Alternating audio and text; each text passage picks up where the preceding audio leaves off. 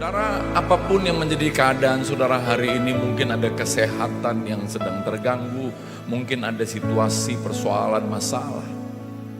Percayalah saudara, ketika engkau bukan hanya mengatakan yang baik, yang positif, tapi engkau memuji Tuhan, sesuatu sedang terjadi di hatimu, sesuatu sedang terjadi di dirimu. Ada kekuatan Tuhan dalam hidupmu saudara. Saudara, cara Tuhan bekerja, Tuhan lebih tertarik bekerja di dalam engkau daripada bekerja apa yang terjadi di luar. Sebab apa gunanya Tuhan mengubah yang di luar, tapi kalau di dalam tidak berubah. Tuhan mau memberi kita kekuatan saudara untuk menghadapi segala situasi hidup ini. Mari saudara yang mengandalkan Tuhan, angkat tanganmu dengan keyboard saja. Yesus, hanya Kau yang ku andalkan, melebihi siapapun juga. Yesus, hanya Kau yang ku percaya, di setiap waktu tiada lain yang ku andalkan selain Kau. Panggil namanya. Yesus, hanya Kau yang ku andalkan, melebihi siapapun juga. Mari sorakan nama yang ajaib itu. Yesus, hanya Kau yang ku percaya, di setiap waktu tiada lain yang ku andalkan selain Kau. Tiada lain yang ku andalkan selain Kau. Tiada lain yang ku andalkan, tiada lain yang ku andalkan, tiada lain yang ku andalkan selain. Deklarasikan dari hatimu, tiada lain yang ku andalkan selain Kau, Yesus. Haleluya. Mari yang mengandalkan Dia, kita sambut Yesus. Haleluya. Lawat kami pagi hari ini Bapa yang baik, oleh hadirat-Mu, Roh-Mu. Kami tahu Engkau Bapa yang mengasihi kami. Engkau berharga di mata Tuhan Yesus. Engkau adalah orang yang diberkati, karena memang Tuhan suka untuk memberkati engkau. Oh, ketika engkau mengandalkan Dia, engkau sedang menerima Dia bekerja dalam hidupmu.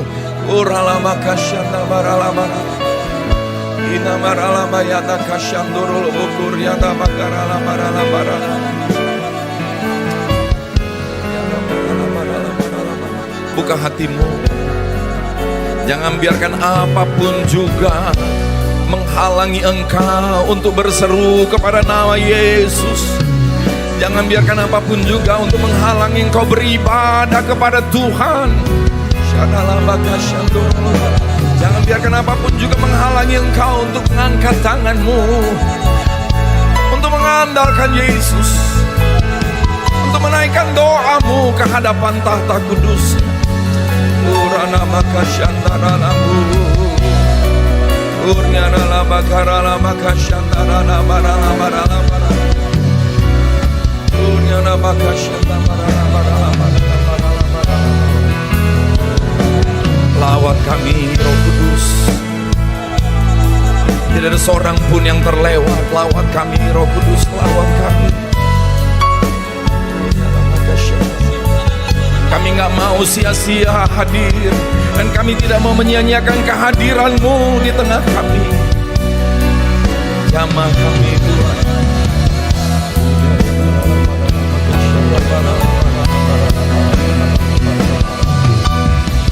Dalam nama Yesus, biar Dia menjamah setiap Allah menjamah setiap engkau.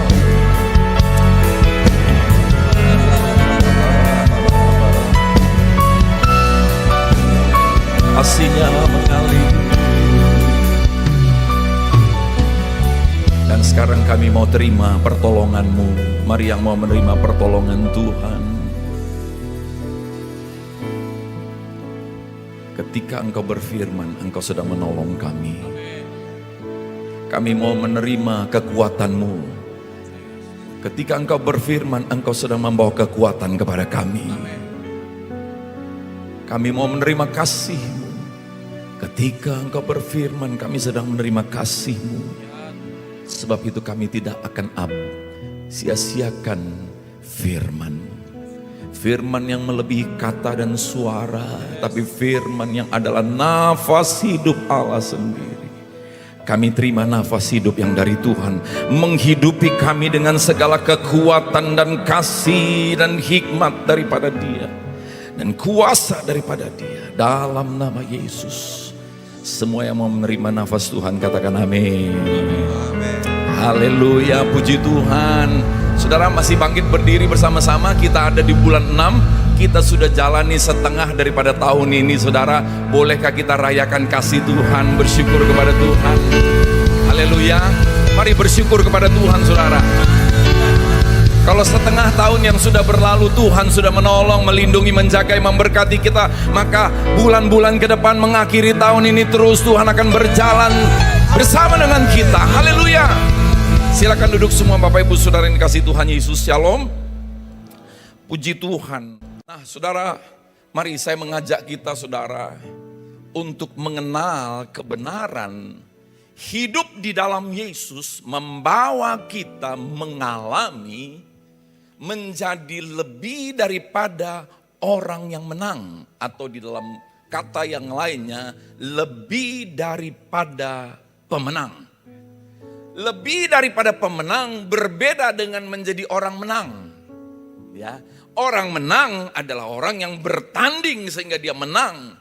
Tapi lebih daripada pemenang, Tuhan yang bertanding bagi kita, kita yang diberikan kemenangan itu. Yang percaya katakan amin, saudara.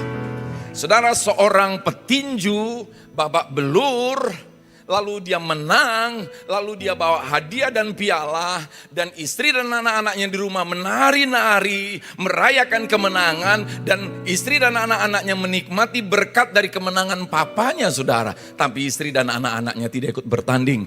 Tuhan yang sudah melakukannya bagi kita semuanya, kita rayakan dan kita nikmati kemenangan yang dari Tuhan. Berapa saudara mau mengalami kemenangan yang dari Tuhan? Ya, saudara, ketika kita mencari kemenangan dengan kekuatan diri kita, dengan usaha diri kita, kita gagal saudara, kita lama-lama frustrasi, lama-lama jadi apatis. Padahal hidup di dalam Tuhan bukan tentang kekuatanku, bukan tentang persoalanku, tapi tentang pekerjaan Tuhan dalam hidup kita. Amin. Hidup di dalam Tuhan bukan tentang melihat apa masalahmu, bukan tentang melihat berapa besar kekuatanmu, tapi berapa besar kekuatan Tuhan. Bagaimana caranya kekuatan Tuhan terjadi dalam hidup kita. Yang mau kekuatan Tuhan terjadi dalam hidupmu katakan amin, saudara. Amin. Nah saudara, Efesus pasal yang ke-6 ayat yang ke-10 berkata, hendaklah kamu kuat di dalam Tuhan, di dalam kekuatan kuasanya. Kita bisa mencari kekuatan dari pasangan kita, dari istri kita, dari suami kita. Kita bisa mencari kekuatan dari anak kita. Anak bisa mencari kekuatan dari orang tua kita. Tapi kekuatan dari manusia terbatas. Kekuatan dari manusia minta balas. Tapi ada kekuatan yang dari Tuhan yang sempurna, yang tidak menuntut balas, saudara. Tersedia bagi setiap saudara semuanya. Haleluya. Ini ayat firman Tuhan. Apakah memang betul ada kekuatan yang dari Tuhan? Apakah nyata kekuatan dari Tuhan? Saudara, kita melihat orang kaya sekalipun, orang pintar sekalipun, dia nggak kuat menghadapi masalah hidup ini. Dia lari kepada hal-hal yang buruk di luar sana. Dia terlibat dengan drugs, dengan kehidupan gelap. Bahkan tidak sedikit walaupun pinter dan kaya, karena merasa gak kuat lagi dalam hidup ini, dia bunuh diri. Yang mau menerima kekuatan dari Tuhan, yang mau mengalami kekuatan Tuhan itu nyata. Kita baca di dalam Roma pasal yang ke-8 ayat 34 sampai 37. Kristus Yesus yang telah mati, bahkan lebih lagi yang telah bangkit, yang juga duduk di sebelah kanan Allah, malah yang menjadi pembela bagi kita. Siapakah yang akan memisahkan kita dari kasih Kristus? Penindasan atau kesesakan atau penganiayaan atau kelaparan atau ketelanjangan atau bahaya atau pedang? Seperti ada tertulis, oleh karena engkau kami ada dalam bahaya maut sepanjang hari. Kami telah dianggap sebagai domba-domba sembelihan.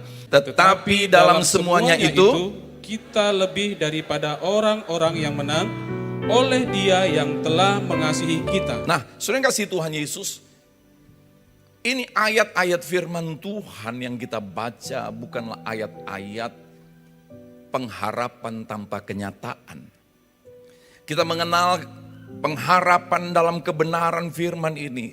Tuhan menjadi pembela kita. Orang yang mau menerima kekuatan dari Tuhan, dia nggak gerasa gerusuk cari pembelaan diri. Tapi dia datang menghadap Tuhan. Karena dia tahu yang terbaik untuk membela dia. Ini ciri orang yang mengandalkan Tuhan. Ketika ada pergumulan yang membuat dia terganggu, saudara. Dia nggak sibuk cari kambing hitam. Dia nggak sibuk cari siapa yang salah. Dia nggak sibuk cari orang lain. Dia nggak mau sibuk juga bahkan cari klarifikasi dulu. Tapi awalilah yang pertama dengan yang terpenting. Kenapa? Karena kalau kita awali yang pertama dengan yang terpenting, saudara, kita sedang membuat Tuhan melihat nyata iman kita. Kita datang kepada Tuhan dalam doa kita. Saudara, dalam kebenaran firman Tuhan dikatakan kita lebih dari orang yang menang. Bukan kita yang memenangkan, tetapi Kristus yang memenangkan kita. Nah, mari saya mengajak saudara untuk melihat Kejadian 29 ayat yang ke-35. Bagaimana ketika Tuhan itu bekerja, saudara, kita akan melihat kekuatan yang luar biasa. Bukan hanya terjadi pada hidup kita, bahkan itu bisa mengalir kepada keturunan kita. Amin, saudara. Siapakah yang dapat memisahkan kita dari kasih Kristus? Di dalam pergumulan kita bisa saja goyah. Bahkan Alkitab berkata, saudara, sekalipun engkau tidak setia, Tuhan tetap setia. Haleluya. Dalam pergumulan bisa saja kita lari dari Tuhan. Tapi ketahuilah, saudara, Tuhan tidak pernah lari dari kita. Saudara, Kejadian 29 ayat 35. Ini adalah kisah di mana Yakub bekerja dengan keluarganya, sanak familinya Laban. Lalu dia bekerja, dia berharap dia mendapatkan Rahel, anak daripada Laban sebagai istrinya. Tetapi ternyata, saudara, ketika hari pernikahan tiba, kalau zaman dulu pernikahan itu berbeda zaman sekarang, saudara. Pakai cadar yang gak bisa kelihatan siapa pengantin itu, saudara. Budaya zaman dulu begitu tertutup. Lalu ketika pernikahan itu tiba, dibukalah. Rupanya yang dapat bukan Rahel, Lea. Saudara, memang ada budaya pada zaman itu, adik gak boleh nikah sebelum kakak menikah dulu. Wow, Yakub kaget. Kenapa Lea yang dikasih? Dia maunya, dia cintanya sama Rahel. So bisa bayangkan gak, itu hari udah pernikahan loh saudara. Papanya Lea sendiri bilang begini, oke gak apa-apa, kamu nikah dulu, nanti tak kasih anakku Rahel. Wajarlah Alkitab mencatat saudara, Lea sangat sakit hati saudara. Sakit hati. Saudara betul, kita semuanya bisa mengalami sakit hati. Tetapi saudara pertanyaannya bukan hanya tentang kita sakit hati. Lalu apa solusinya ketika kita menghadapi sakit hati itu? Saudara, di tengah keadaan dia sakit hati ini saudara, Tuhan mengaruniakan kepada Lea duluan untuk dapat anak. Anak pertama, anak kedua. Tibalah kemudian anak yang terakhir lahir di dalam ayat yang ke-35 dikatakan saudara. Mengandung pula lah ia lalu melahirkan seorang anak laki-laki. Maka ia berkata, sekali ini aku akan bersyukur kepada Tuhan. Itulah sebabnya ia menamai anak itu Yehuda. Sesudah itu ia tidak melahirkan lagi.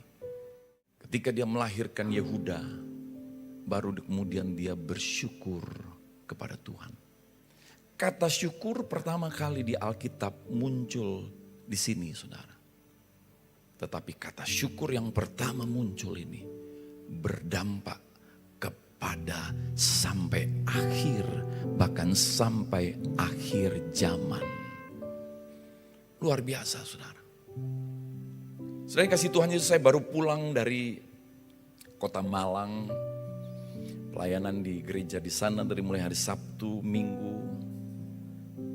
Ada 6 kali ibadah. Nah saudara, setelah ibadah yang pertama pagi hari, hari Minggu, ada seorang yang kirim message kepada Ibu Gembala. Ibu Gembala, saya ada di kota Malang, kami sudah pindah di sini. Rupanya ada jemaat dari sini yang pindah ke sana. Lalu kemudian dia mengajak, bolehkah minta waktu untuk kami ketemu. Saudara, hari Seninnya janjian ketemu, mereka jemput kami di hotel, lalu bawa kami untuk makan pagi bersama-sama. Saudara, ibu ini seorang latar belakang suku Tionghoa, Chinese yang tadinya Buddhis, suaminya Jawa yang tadinya agama seberang, saudara. Lalu di tengah kami dalam makan pagi ini mereka menceritakan dengan begitu antusias bagaimana kekuatan Tuhan, karya Tuhan dinyatakan dalam hidupnya. Mulai dari ibu menceritakan apa yang Tuhan kerjakan pada saat mereka masih ada di Pekanbaru. Pak, suami saya ini dulu bukan orang yang percaya Yesus. Dia bahkan menolak. Setiap kali saya mau ajak ke gereja, dia malah marah. Dan suami saya ini dulu badannya tatoan semua, rambutnya warna orange. Saudara, dia cerita bagaimana suami istri sering ribut, bertengkar. Oh, saya menceritakan ini, saudara, mereka sudah tahu ini. Saya tanya, boleh saya? Ya, bahkan tadinya mau ambil video, saudara, untuk merekam. Karena saya percaya ketika kesaksian dinyatakan, nama Tuhan dimuliakan dan orang-orang diberkati Tuhan. Ya, orang-orang pasti diberkati Tuhan. Nah, saudara, kemudian dia ceritakan, bukan hanya sering ribut, sampai satu kali suaminya dikeluarkan dari pekerjaan. Sehingga mereka kesulitan ekonomi.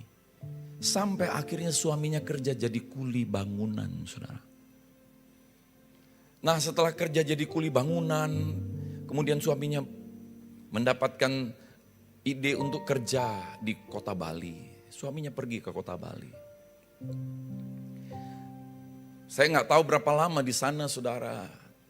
Setelah sekian lama, tiba-tiba, nah istrinya ini kerjanya cuman ketika dia menghadapi persoalan, masalah, ribut dengan suaminya, saudara, ditolak, dimarahin, dan sebagainya.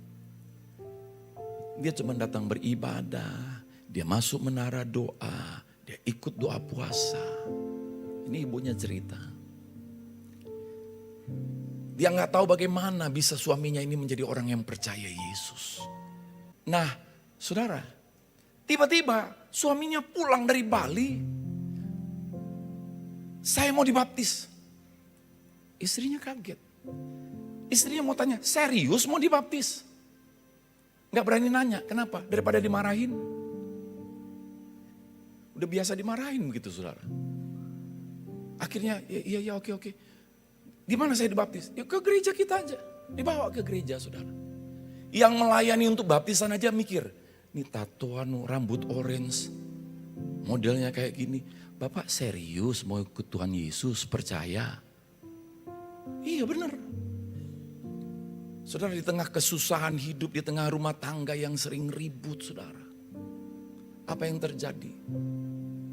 Istrinya ini yang dia tahu cuman berdoa. Dia gak tahu lagi mau buat apa kepada suaminya. Dia cuma berdoa dan berdoa dan berdoa. Saya mau bilang kepada saudara semuanya, suami istri. Tuhan berikan kita porsi, bagian-bagian.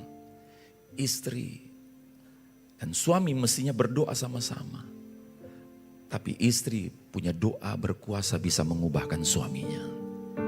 Amin, saudara. Nah, si istri ini yang dia tahu cuman ke menara doa, beribadah, doa puasa. Tiba-tiba suaminya mau dibaptis. Saudara, apa yang terjadi? Setelah dibaptis nggak perlu lama, saudara. Suaminya langsung ikut ibadah, nggak disuruh-suruh. Langsung masuk menara doa, ikut doa puasa. Bahkan ikut pelayanan. Suaminya cerita begini kepada saya, Pak, saya sempat ikut pelayanan, bahkan waktu itu ada pelayanan yang bersihin gereja. Kami ikut bersihin gereja. Saudara, apa yang terjadi? Sekarang Tuhan berkati kami, Pak. Saya tanya kepada suaminya, Pak, apa yang bikin Bapak mendadak mau dibaptis? Saya juga enggak tahu kenapa, Pak. Saya tahu, saya bilang. Karena istrimu mendapat kekuatan dari Tuhan untuk mendoakan engkau, maka Tuhan menjamah engkau. Ya, saudara yang kasih Tuhan Yesus, hari ini mereka diberkati Tuhan dengan punya usaha yang bergerak di seluruh Indonesia. Anaknya dapat beasiswa dari SMP sampai SMA di Singapura, saudara. Kekuatan Tuhan nyata. Haleluya. Saudara, kemudian mereka ngajak kami lagi, Pak, Bapak masih ada gak di kota Malang? Oh masih ada, karena masih transit lagi kami dari Batu Malang balik lagi ke kota Malang untuk pulang ke Jakarta. Kami nginep di sini. Boleh kita makan malam sama-sama? Anaknya dikenalin sama saya, saudara. Saudara, saya heran, kenapa? Anak ini biasa ngelihat papanya bertengkar sama mamanya dari kecil. Melihat papanya yang tatoan, ngerokok, hidup kacau balau. Tapi anaknya sangat hormat sama papanya. Anaknya sangat sopan dan takut akan Tuhan. Begitu saya beri firman, dia terima, saudara. Saudara, mari. Hal-hal seperti ini adalah hal-hal yang sebenarnya wajar bagi kita. Siapa kita? Kita butuh Tuhan, saudara. Ini bukan hal yang berlebihan. Mari hari ini, saudara, mungkin kita punya alasan untuk kecewa. Mungkin kita punya alasan untuk kepahitan. But don't get bitter, but get better. Mengerikan orang yang kepahitan, saudara. Mengerikan. Hitler kepahitan sama orang Yahudi. Kepahitan. Ketika dia mau beli barang sama orang Yahudi, dia disakitin, saudara. Dia kepahitan ketika dia berkuasa. Jutaan orang Yahudi dia bunuh. Mengerikan orang kepahitan. Orang yang kepahitan itu bukan karena persoalan. Tapi karena apa? Firman Tuhan berkata dalam kitab Ibrani pasal yang ke-12. Ayat yang ke-15. Jagalah supaya jangan ada seorang pun yang menjauhkan diri dari kasih karunia Allah. agar jangan tumbuh akar yang pahit yang menimbulkan kerusuhan dan yang mencemarkan banyak orang. Iblis akan datang dengan tuduhan betapa gak enaknya apa yang dilakukan orang lain. Iblis akan datang dengan tuduhan engkau jadi korban, engkau disakitin, ini keterlaluan, ini gak pantas. Maka jadi pahit. Victim mentality. Kita selalu mau mengentertain ego kita bahwa kita ini korban, saudara. Kita gak mau jadi victim. Tuhan mau jadikan kita victor. Amin. Victor itu artinya victory, kemenangan, saudara. Jagalah supaya jangan ada seorang pun yang menjauhkan diri dari kasih karunia Allah. Agar jangan tumbuh akar yang pahit yang menimbulkan kerusuhan. Bayangin Hitler kepahitan, betul-betul kerusuhan, saudara. Mengerikan, ini sejarah peradaban yang paling sadis di dunia, saudara. Satu orang bisa perintahkan orang untuk bunuh 3 juta orang. Itulah kekuatan dalam kepahitan. Tapi kekuatan dari Tuhan adalah kekuatan yang melepaskan kita dari kepahitan. Kekuatan yang memberikan kita untuk mengampuni. Kekuatan yang memberikan kita damai sejahtera. Bahkan kekuatan yang membawa kita melihat bukan lagi manusia, tapi kita lihat pandang kepada Kristus. Saudara, orang yang tidak menjauhkan diri dari kasih karunia, dia sadar dia hidup karena kasih karunia. Oh, dia bikin salah sama aku. Emangnya aku gak pernah bikin salah.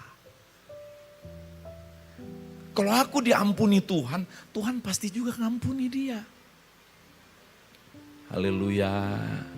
Saudara sadar engkau hidup dari kasih karunia Tuhan. Amin, saudara. Ya. Saudara yang kasih Tuhan Yesus.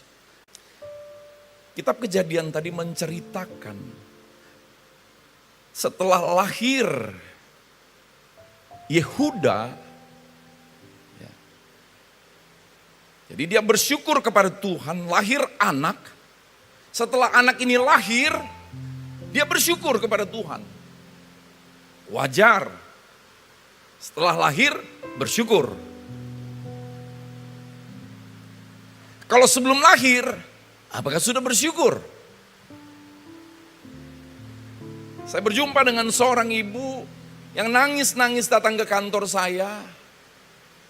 Pak, saya mau diceraikan sama suami saya dan keluarga mertua saya sepakat untuk minta saya diceraikan. Karena bertahun-tahun, hampir 10 tahun kami menikah, kami gak punya anak. Biasa bagi orang Batak, saudara, kalau gak punya anak tuh sesuatu banget gitu loh. Ya.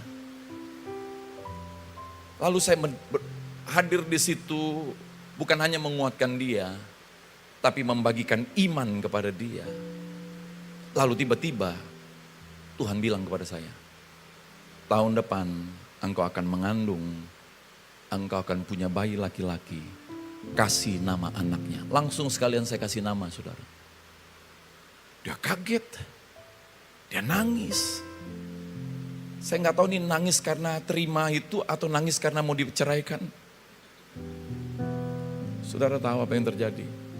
Tahun depan dia punya anak laki-laki dan nama persis seperti yang saya kasih nama, saudara. Saudara, kita belajar mengucap syukur bahkan sebelum keadaan menjadi baik. Kenapa? Karena itulah iman. Iman yang mengandalkan Tuhan bukan karena keadaan sudah baik. Mari hari-hari ini, saudara, di tengah keadaan dunia yang makin banyak orang yang tegang, stres, sensi, negatif. Mari kita membagikan kekuatan bagi hidup kita. Caranya bagaimana? Bersyukur. Semakin kau mengenal Tuhan, semakin kau melihat kasih-Nya, semakin kau melihat Tuhan layak diandalkan, semakin kau bersyukur kepada Tuhan. Mengucap syukur tanpa Tuhan pun ada efeknya sama tubuh kita. Mengucap syukur tanpa iman pun ada efeknya sama psikologis kita, saudara. Apalagi mengucap syukur karena Tuhan itu baik, karena Tuhan itu engkau andalkan. Haleluya. Bahkan saya berani bilang hari ini, saudara, batasi dirimu bergaul dengan orang yang suka mengeluh. Saya ulangi, batasi dirimu bergaul dengan orang yang suka mengeluh. Boleh nggak Pak, saya bergaul dengan orang yang suka mengeluh? Boleh, kalau engkau yang mempengaruhi dia. Tapi kalau dia yang mempengaruhi engkau, jangan mau bikin rugi hidupmu. Engkau sudah banyak pergumulan, ketemu orang yang merefet, mengeluh terus. Kalau kita tidak bisa mempengaruhi orang dengan hal yang positif, lalu orang itu mempengaruhi kita dengan yang negatif, lebih baik batasi diri kita. Katakan kepada dia, sister, brother, saya doakan kamu. Saya mengasihi kamu walaupun mungkin kita agak nggak sering ketemu. Kenapa? Karena kita juga nggak mau dikotorin, diracunin. Betapa hebat kuasa Tuhan melepaskan mereka dari Mesir. Betapa hebat berkat Tuhan turun dari langit. Betapa hebat tangan Tuhan perang bagi mereka. Tapi mereka mengeluh dan mengeluh dan mengeluh. Inilah roh perbudakan. Roh perbudakan itu membuat orang menjadi budak keadaan, budak masalah, budak yang negatif, budak perasaan, budak daging ini, saudara. Kita selalu mau melihat masalah, kita selalu mau melihat yang negatif, kita selalu mau melihat siapa yang salah, kita selalu mau melihat kekurangan. Kita selalu mau mudah untuk kesal, mudah untuk bereaksi, itu perbudakan. Oh, di mana ada roh Allah, di situ ada kemerdekaan. Roh Kudus diberikan kepada kita supaya kita merdeka dari perbudakan daging, dari perbudakan keadaan, dari perbudakan persoalan, dari perbudakan yang negatif ini, saudara. Haleluya. Saudara, mengerikan. Kata bersungut-sungut dalam bahasa Ibraninya laun, to laun. Artinya apa? To stop permanently. Berhenti secara permanen. Dan betul, mereka dikeluarkan dengan tangan Tuhan, dilepaskan dari Mesir dengan begitu hebat. Tapi mereka tidak masuk tanah perjanjian. Mereka berhenti di tanah perjanjian. Sebagian kecil yang masuk. Siapa yang masuk? Generasi baru. Siapa generasi baru? Generasi yang hidup dalam kasih karunia Tuhan. Generasi yang memandang kepada Yesus. Itulah generasi yang ada di gereja ini, saudara. Haleluya. Saudara, ketika saya tidak tahu mengucap syukur dalam segala hal, saya bukan hanya stres. Saya sakit sampai saya dioperasi 2 kali, saudara. Saya tanya dokter, dok, kenapa saya kena seperti ini? Dokter bilang, Bapak stres. Terus gimana dok? Dokternya bilang gini, jangan stres. Saudara tahu saya jawab apa? Saya juga tahu. Iyalah, kalau orang bilang sama kita jangan stres, jangan takut, saya juga tahu. Di gereja ini engkau tidak sedang dibawa untuk jangan stres, jangan takut. Saudara juga tahu, tapi engkau dibawa untuk memandang kepada Yesus yang memberi kemenangan, kekuatan untuk engkau tidak stres dan tidak takut. Haleluya. Ya. Saudara, kita nggak mau sibuk di sini, jangan begini, jangan begitu, tapi bawa kepada Yesus. Oleh karya Yesuslah kita bisa dimerdekakan dari perbudakan. Saudara, Lea setelah anaknya lahir, dia bersyukur. Mengerikan, sebelum anak lahir nggak bersyukur, tahu-taunya lahir juga nggak bersyukur. Lebih parah lagi, saudara. Tapi kita anak-anak Tuhan hari ini, kita zaman kasih karunia Tuhan, kita bahkan sudah bersyukur sebelum keadaan menjadi lebih baik. Sebelum doa dijawab Tuhan, kita sudah bersyukur kepada Tuhan. Karena itulah iman dari Tuhan. Yang mau katakan amin, saudara. Nah, saudara, Lea punya anak namanya Yehuda. Lalu dia bersyukur, maka dikasih anak nama Yehuda. Yehuda artinya adalah puji-pujian. Dalam bahasa Ibrani.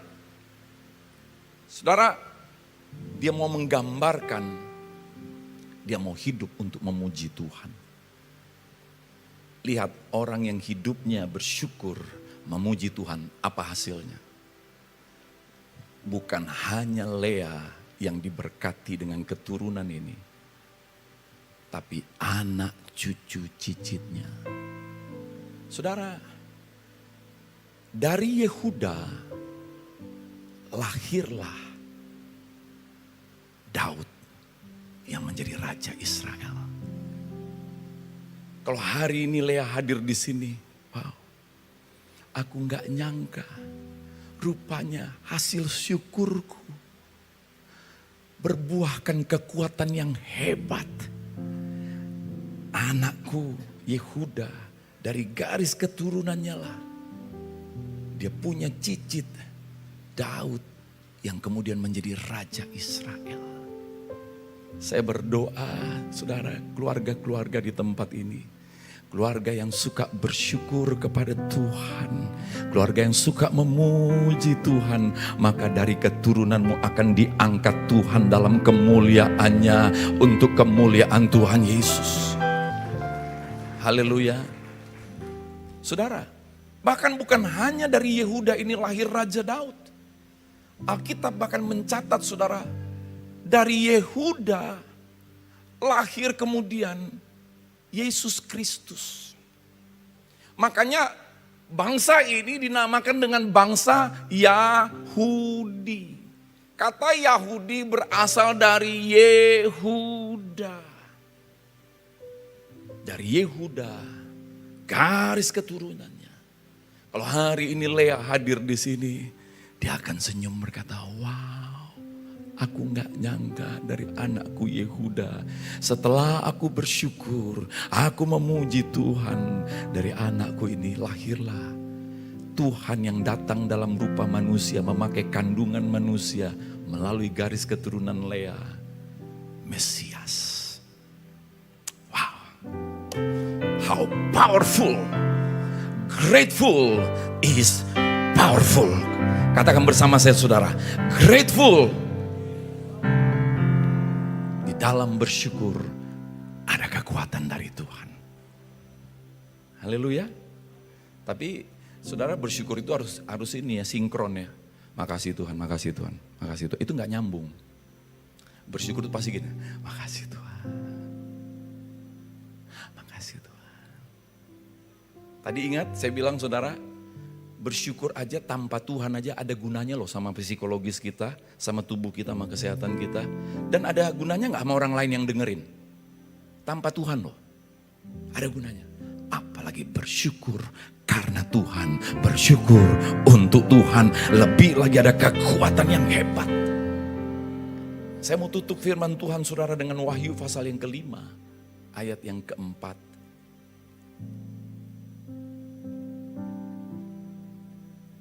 Yohanes, rasulnya Tuhan, dia dibuang di Pulau Patmos.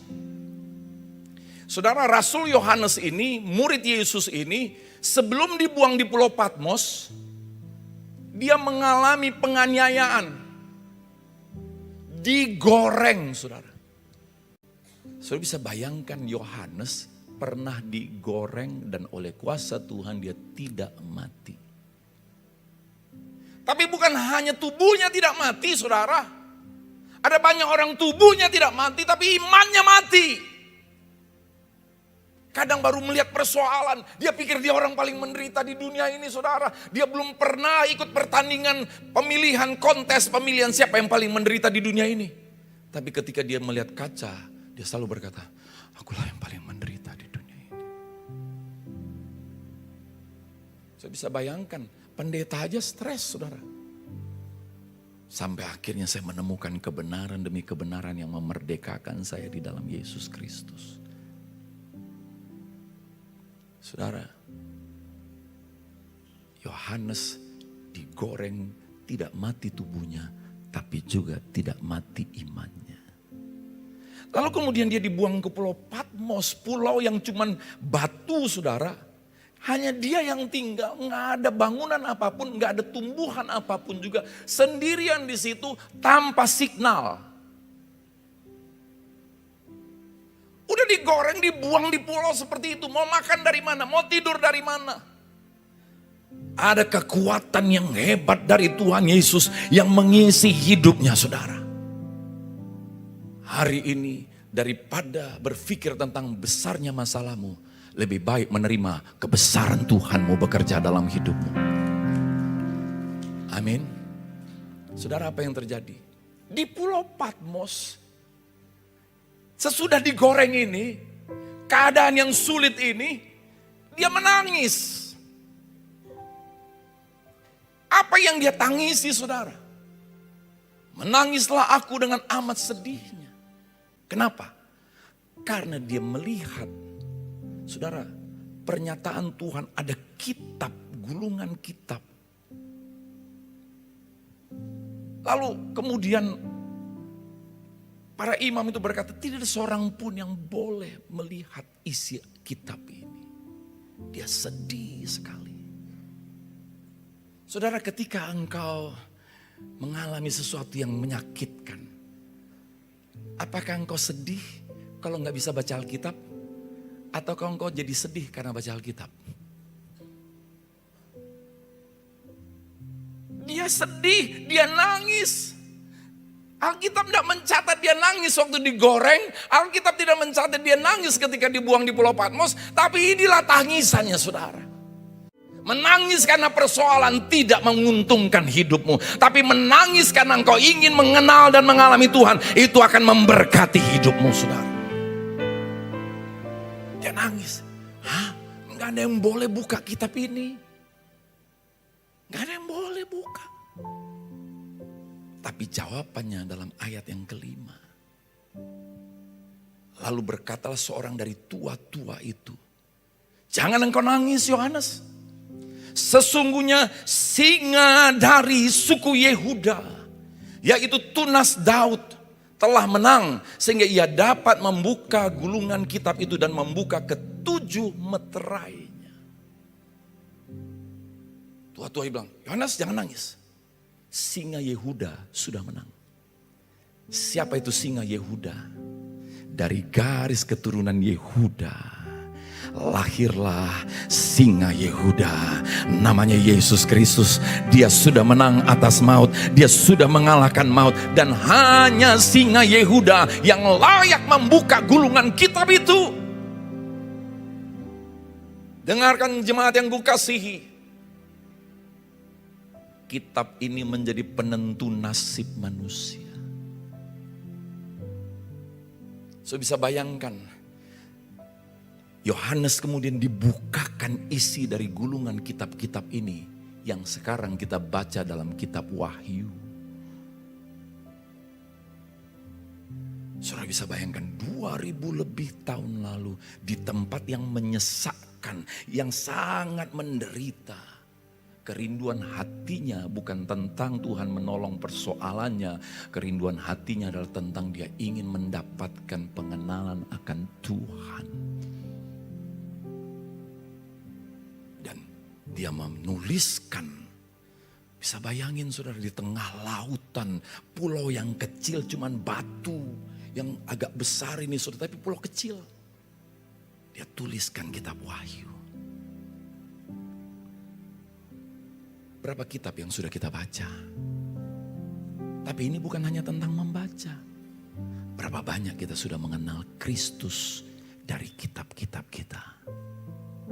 Semakin kau mengenal Kristus, semakin kau mengenal anugerah. Semakin kau mengenal anugerah, semakin kau mengalami anugerah. Semakin kau mengalami anugerah, semakin kau mendapat kekuatan dari anugerah Tuhan. Maka engkau akan hidup dari anugerah kepada anugerah kepada anugerah yang semakin besar. Haleluya. Saudara, kitab Wahyu ini membukakan apa yang akan terjadi ke depan. Di keluarga mungkin kau ada masalah. Di pekerjaan mungkin kau ada masalah. Dalam pergaulan mungkin kau ada masalah. Yang penting dalam hidup ini adalah ada apa sih? Ada kekuatan. Lalu ada apa lagi? Ada pertumbuhan. Lalu ada apa lagi saudara? Ada kemuliaan. Masalah boleh ada. Ada gak kekuatan? Wah ada.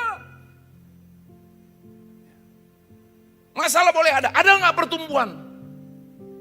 Seorang pelari sekalipun dia capek berlari, tapi kalau dia mencapai tujuan lalu dia menang, saudara, semua capeknya nggak ada artinya lagi dengan kemenangan itu. Bahkan hari ini dengarkan saudara, ini bukan tentang kita yang berperang, tapi tentang Tuhan yang berperang bagi kita. Dan ada nggak kemuliaan? Persoalan boleh ada. Hanya orang yang ujian yang boleh naik kelas. Masalah boleh ada. Kita menghadapi ujian. Dan selalu di dalam ujian itu ada tulisan. Jangan ribut, lagi ujian. Betul nggak saudara?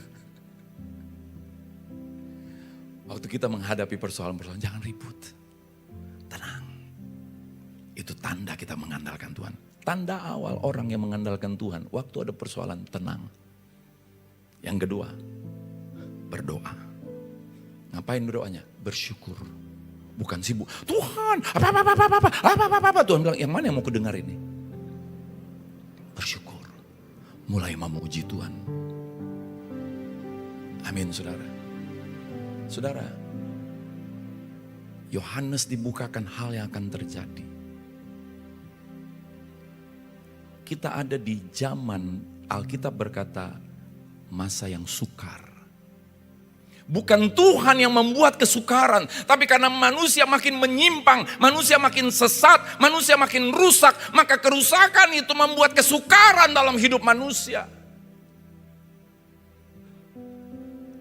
Saudara lihat aja ketika pohon ditebangin semua, gunung hutan jadi tandus, banjir pun datang, udara makin panas. Apakah Tuhan yang bikin udara panas?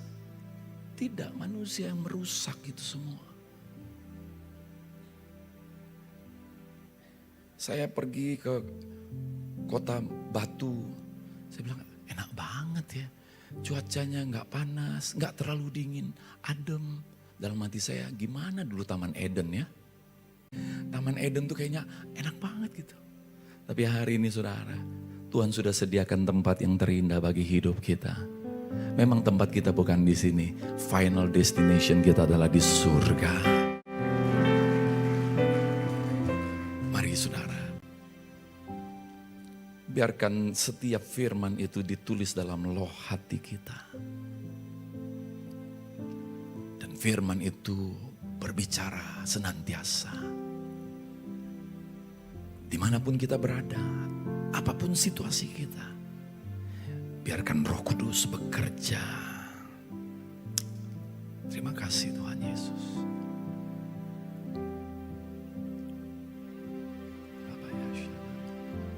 Lawat setiap anak-anak-Mu Bapa.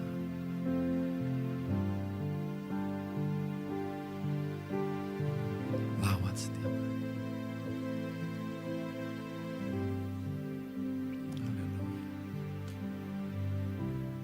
Kau hadir di setiap langkahku. Ku aman di dalam hadirat-Mu. Kau buktikan Engkau setia. Kami angkat tangan mengandalkan Engkau Tuhan. Dan ku angkat tinggi tanganku, tanda ku berserah kepadamu. Selamanya Kau setia.